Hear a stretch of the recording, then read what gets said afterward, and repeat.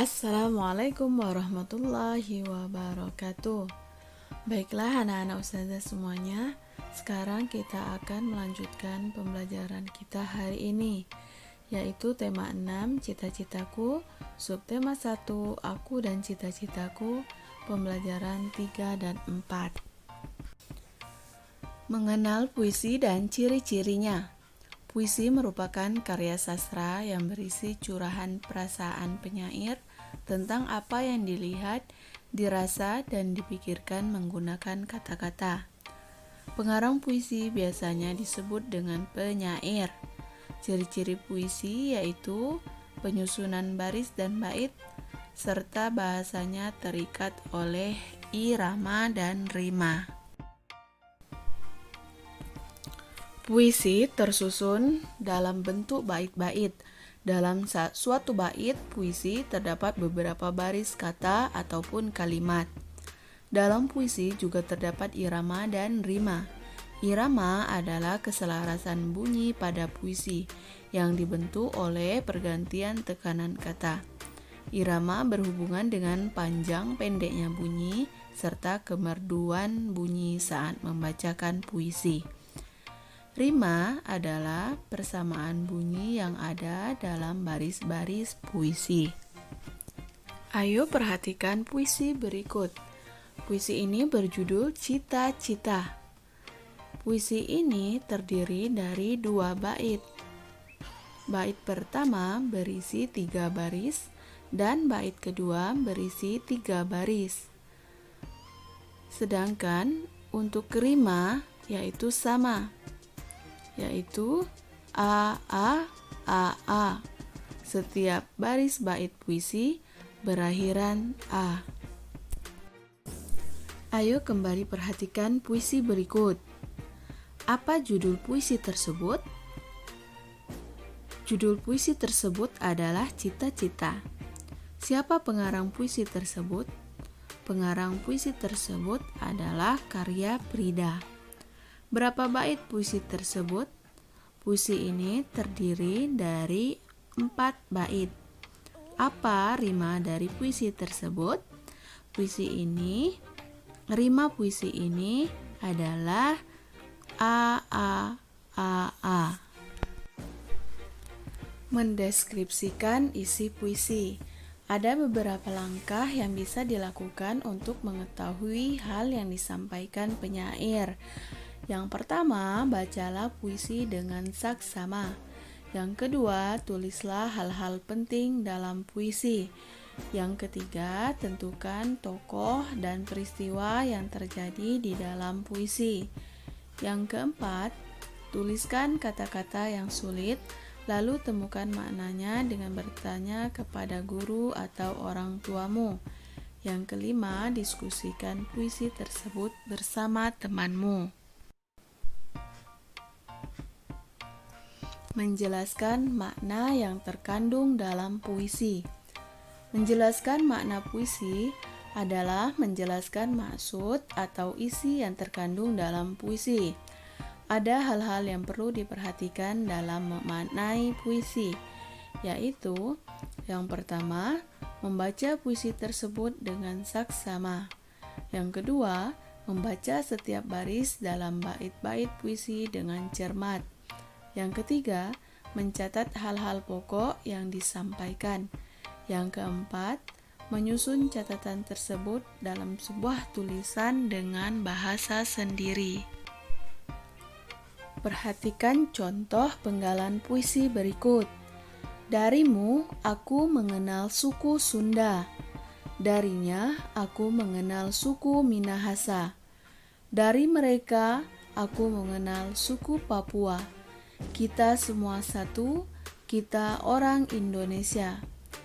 Makna puisi tersebut adalah, meskipun berasal dari suku yang berbeda, semua orang menyebut diri mereka orang Indonesia. Menceritakan kembali isi puisi. Agar kamu dapat menceritakan kembali isi puisi dengan benar, lakukanlah hal-hal berikut.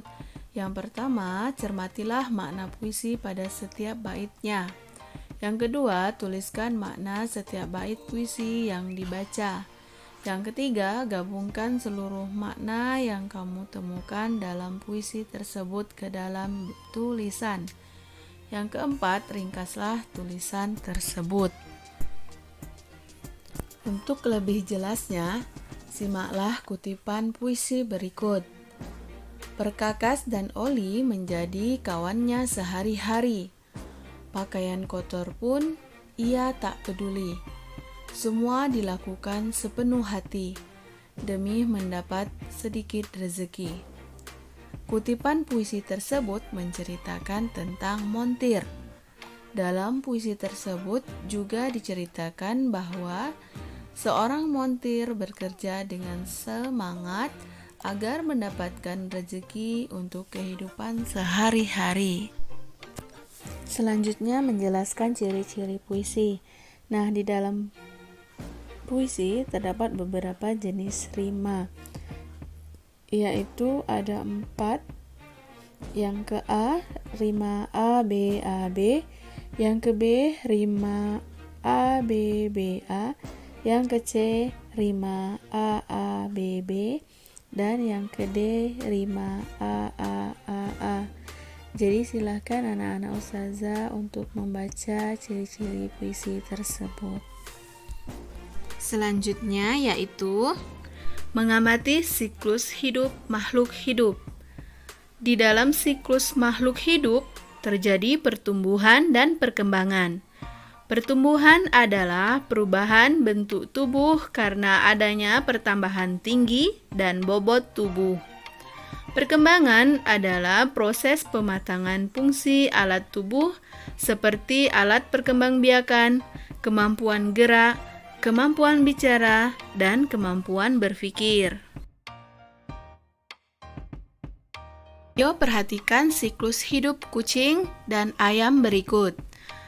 Siklus hidup atau daur hidup kucing dimulai dari kucing beranak, kemudian anak kucing, kucing muda, dan kucing dewasa. Siklus hidup atau daur hidup ayam dimulai ayam bertelur, kemudian telur, anak ayam, ayam muda, dan ayam dewasa. Ayam dan kucing tidak mengalami perubahan bentuk pada setiap tahap siklus. Hewan tersebut hanya mengalami perubahan ukuran tubuh menjadi tambah besar. Jadi, ayam dan kucing tidak mengalami metamorfosis dalam hidupnya. Selanjutnya yaitu menjelaskan sumber daya alam di Indonesia. Sebagai negara agraris, wilayah Indonesia dapat ditumbuhi berbagai tanaman pertanian dan perkebunan.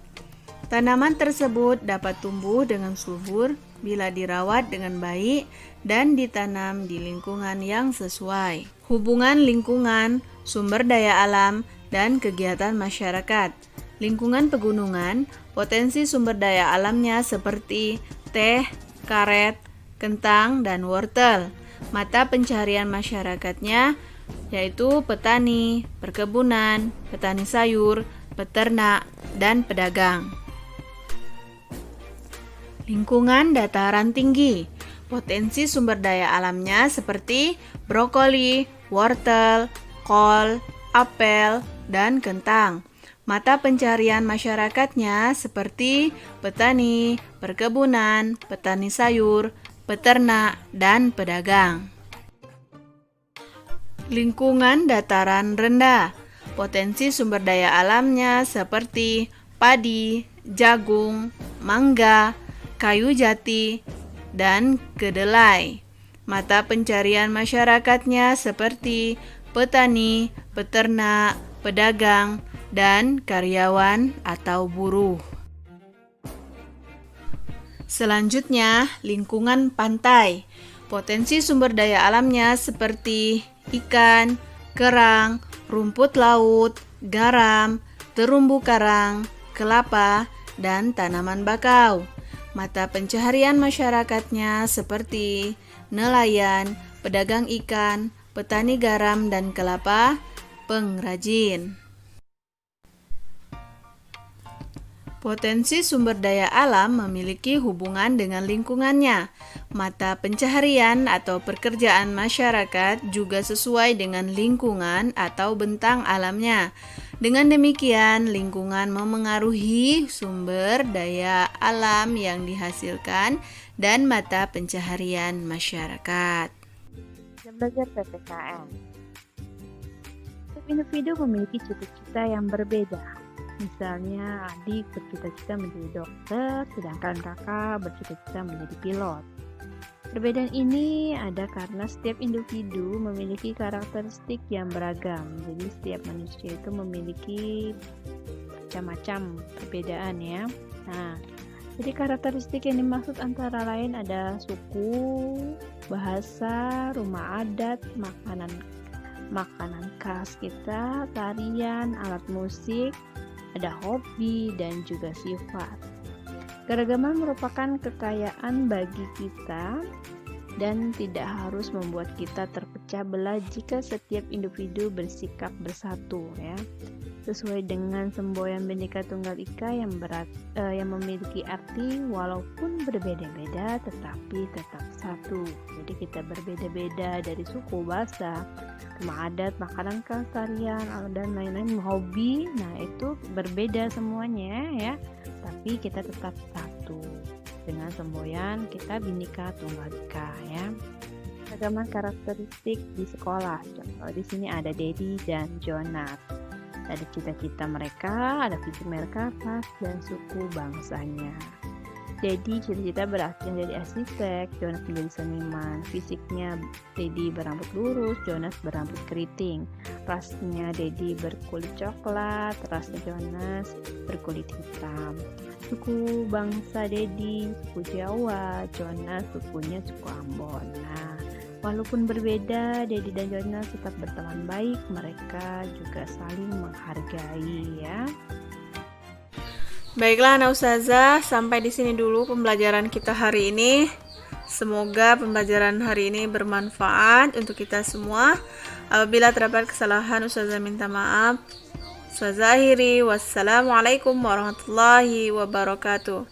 Tetap semangat dan tetap jaga kesehatan.